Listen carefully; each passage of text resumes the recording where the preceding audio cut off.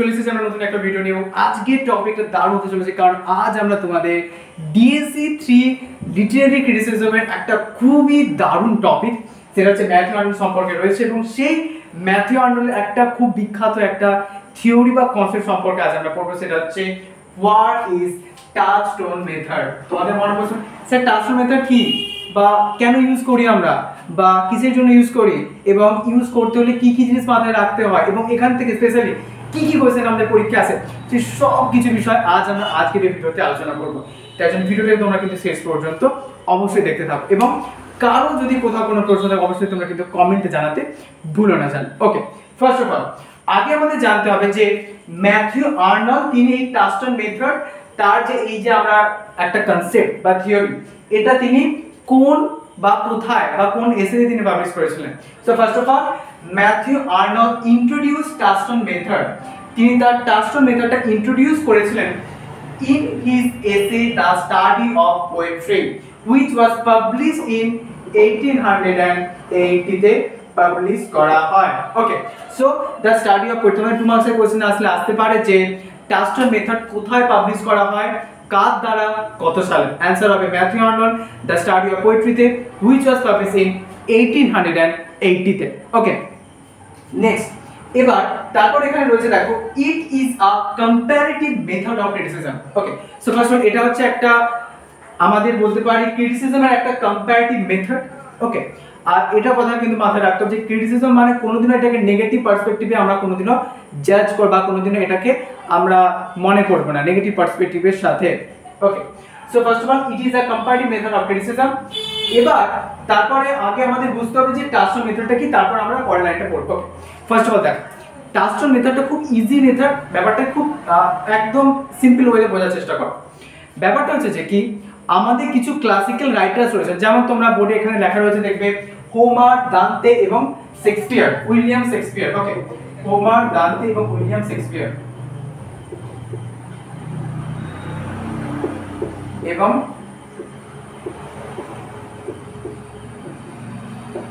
William Shakespeare. ওকে, এনারা হচ্ছেন আমাদের ক্লাসিক্যাল রাইটার্স। ওকে, এবং এনাদের কিছু প্রমিনেন্ট মানে হচ্ছে আমরা বলতে পারি রাইটিং পিস বা ওয়ার্কস রয়েছে, এবং সেই প্রমিনেন্ট রাইটিং এর কিছু ফেমাস কোটেশনস বা লাইনস রয়েছে। ওকে, সেই কোটেশন বা লাইনস গুলোকে আমরা একদিক থেকে ধরবো, এবং আমাদের বর্তমানে যে লিটারেচার বা আমরা বলতে পারি যে রাইটিং লেখা হচ্ছে সেটাকে একদিকে ধরবো।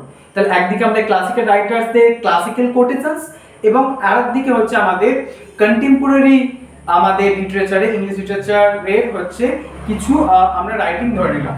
এবার দুটোকে জাজ করব। কেন জাজ করব?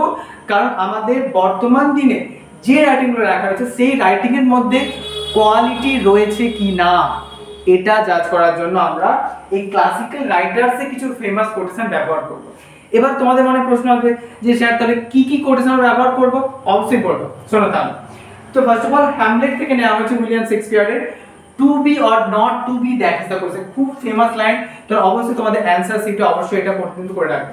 তোমাদের এখান থেকে একটা ব্রড কোয়েশ্চেন আছে, সেটা হচ্ছে যে ম্যাথিউ আর্নল্ডের টাচস্টোন মেথড সম্পর্কে আলোচনা করা, যেটা 10 মার্কসে তোমাদের পরীক্ষায় আসতে পারে। তাই জন্য আমি বলবো 10 মার্কস একটা অ্যানসার ভালোভাবে তৈরি করে রাখো, কারণ এটা 2 মার্কসও আসতে পারে এবং 5 মার্কসও আমাদের আসতে পারে সেই জন্য। Okay, so to be or not to be, that is the question. এবং তারপরে তোমাদের রয়েছে দান্তেস ইনফার্নো থেকে রয়েছে একটা খুব ফেমাস একটা লাইন, সেটা হচ্ছে abandon all hope ye who enter here।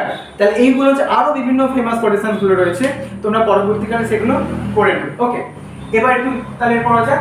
It involves, মানে টাচস্টোন মেথডের মধ্যে it involves using short memorable passages from established classics as touchstones to evaluate the quality of other literary works. যে other literary ওয়ার্কসের যে quality সেটাকে evaluate করার জন্য বা সেটাকে জাজ করার জন্য আমরা যখন ক্লাসিক্যাল রাইটার্সদের কিছু ফেমাস কোটেশনকে নিচ্ছি, তখন আমরা সেটাকে বা ওই ক্লাসিক্যাল রাইটার্সদের যে কোটেশন ওগুলোকে টাচস্টোন বলা হচ্ছে। তো এই টাচস্টোনের মধ্য দিয়ে আমরা কন্টেম্পোরারি যে সকল রাইটিংগুলো রয়েছে সেগুলোকে যখন আমরা জাজ করছি বা তার কোয়ালিটিটাকে আমরা ইভ্যালুয়েট করার চেষ্টা করছি, তখন আমরা সেটাকে বলছি টাচস্টোন মেথড। ওকে, এবার তোমাদের মনে একটা প্রশ্ন যে স্যার তাহলে জিওফ্রে চসারও তো আমাদের ওই সময়কালে একজন ক্লাসিক্যাল রাইটার হিসেবে মনে করতে পারি না। অ্যাকর্ডিং টু টাস্টন মেথডের মতে জিওফ্রে চসারকে আমরা কোনোদিনও একটা ক্লাসিক্যাল রাইটার হিসেবে মেনশন করতে পারবো না। কারণ কি? কারণ হচ্ছে ক্লাসিক্যাল রাইটার হতে গেলে ওনাদের রাইটিং এর মধ্যে একটা কোয়ালিটি থাকা দরকার। তোমাদের প্রশ্ন হচ্ছে কি কোয়ালিটি? কোয়ালিটি অবশ্যই রয়েছে, কোয়ালিটির নাম হচ্ছে হাই সিরিয়াসনেস। ওকে, হাই সিরিয়াসনেস, ভালোভাবে এটা কিন্তু লিখে রাখো, হাই সিরিয়াসনেস। ওকে, হাই সিরিয়াসনেস, যে ক্লাসিক্যাল কোন একটা রাইটিং এর মধ্যে যদি হাই সিরিয়াসনেস থাকে তাহলে সেই রাইটারকে আমরা ক্লাসিক্যাল রাইটার হিসেবে মনে করতে পারি। বাট জিওফ্রে চসারের রাইটিং এর মধ্যে আমরা কিন্তু এরকম কোনো হাই সিরিয়াসনেস কোয়ালিটি দেখতে পাই না, সেখানে ল্যাক অফ হাই সিরিয়াসনেসের একটা অভাব আমরা দেখতে পাচ্ছি। ওকে, এই জিওফ্রে চসার রাইটিং এর মধ্যে ল্যাক অফ হাই সিরিয়াসনেস। ওকে, তাই জন্য জিওফ্রে চসারকে আমরা টাস্টন মেথডের মতে ক্লাসিক্যাল রাইটার হিসেবে মনে করতে পারি না। ওকে, সো এই হচ্ছে ওভারঅল বেসিক ম্যাথ জার্নালের ফেমাস টাস্টন মেথড। যদি তোমাদের কোথাও কোনো বুঝতে অসুবিধা অবশ্যই তোমরা কিন্তু কমেন্টে সেটা জানাও, এবং তোমাদের পরীক্ষা খুব তাড়াতাড়ি কাছে আসছে, তার জন্য খুব ভালোভাবে তোমরা পড়তে থাকো। বেশ লাভ সবাইকে, সবাই সাবধানে থেকো এবং সুস্থ থেকো। Thank you so much.